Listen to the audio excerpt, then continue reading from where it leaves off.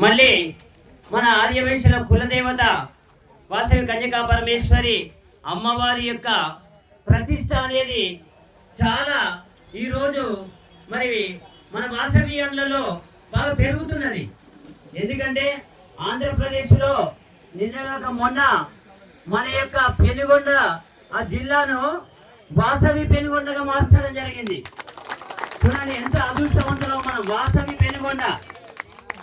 అలాగే మనం అందరం కూడా ఐకమత్యంగా ఉండి మన ఆర్యవైశ్యుల లోపట ఈ యొక్క దాతృత్వ భావన, ధార్మిక శక్తి అనేది పెంపొందించినట్లయితే మన పిల్లలతో పాటుగా మనం ఎందరికో ఆదర్శంగా ఉంటాం.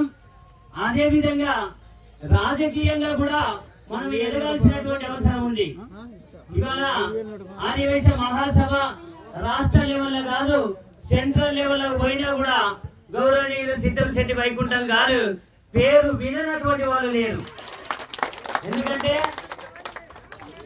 10 సంవత్సరాలు సర్పంచ్గా చేశారు, జడ్పీటీసీగా చేశారు, ఆ తర్వాత మాజీ మార్కెట్ కమిటీ చైర్మన్ గా చేశారు. అలాగే మరి వివిధ ప్రభుత్వాలలో తనకంటూ ఒక ప్రత్యేక స్థానాన్ని సంపాదించుకున్నారు.